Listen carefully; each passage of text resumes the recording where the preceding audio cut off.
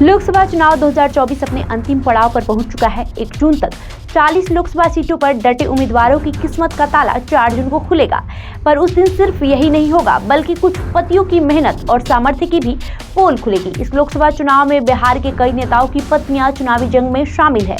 शिवहर लोकसभा से एनडीए ने फेर बदलकर भाजपा की सिटिंग सीट जदयू के खाते में चली गई। भाजपा की सांसद रमा देवी को विश्राम दिया गया। जदयू ने यहां से राजद छोड़कर आई लवली आनंद को अपना उम्मीदवार बनाया।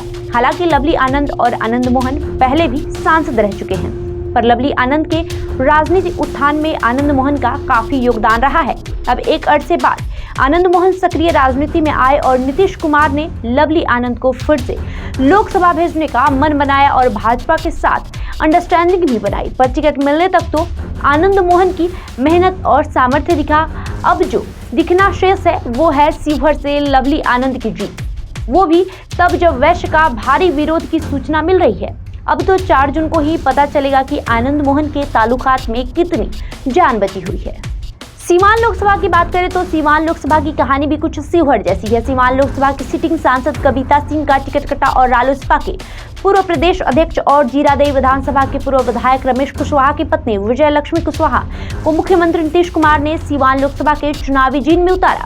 राजकिशोर चौधरी रालोसपा के सक्रिय राजनीति से जुड़े रहे हैं। वो 2015 में रालोसपा से विधायक भी रह चुके हैं, लेकिन इन दोनों जदयू की राजनीति के कायल हैं और जदयू की राजनीति को सामर्थ्य प्रदान कर अपनी पत्नी विजय लक्ष्मी को सीवान लोकसभा से चुनावी जंग में उतार डाला। वैसे तो बीना देवी वैशाली लोकसभा की सिटिंग सांसद है, पर यह भी सच है कि इस जीत में इनके पति एमएलसी दिनेश सिंह की भूमिका अहम रही थी। इस बार तो लोजपा के सिटिंग सांसद का भाग्य ठीक नहीं रहा। कई सिटिंग सांसद को बेटिकट होना पड़ा। खगड़िया से महमूद अली कैसर, नवादा से चंदन सिंह, समस्तीपुर से प्रिंस पासवान और हाजीपुर से पशुपति पारस। केवल एमएलसी दिनेश सिंह ही अपनी क्षमता के अनुसार अपनी पत्नी का टिकट बचा पाए और बीना देवी राजद के मुन्ना शुक्ला को टक्कर दे रही हैं। दोनों ओर से जोर आजमाइश की नजारा दिखा। अब तो 4 जून को ही ईवीएम खुलने से पता चलेगा।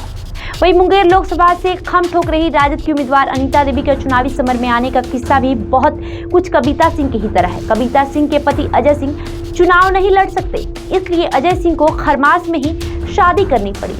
तब अजय सिंह की पत्नी कविता देवी को टिकट मिला और उन्होंने चुनाव जीता भी। इस बार भी अनीता देवी के चुनावी मैदान में मजबूरन उतरना पड़ा। अब चूंकि अशोक महतो चुनाव नहीं लड़ सकते, इसलिए जल्दीबाजी में ही अशोक महतो ने अनीता देवी से शादी की। उधर राजद सुप्रीमो लालू प्रसाद यादव ने अनीता देवी को मुंगेर लोकसभा से उम्मीदवार घोषित किया। अब अशोक महतो के प्रभाव की परीक्षा तो 4 जून को ही पता चलेगा। बहरहाल आपका इस खबर को लेकर क्या राय है, हमें कमेंट करके जरूर बताएं। साथ ही इस वीडियो को लाइक करें, शेयर करें, हमारे यूट्यूब चैनल को सब्सक्राइब करें। धन्यवाद।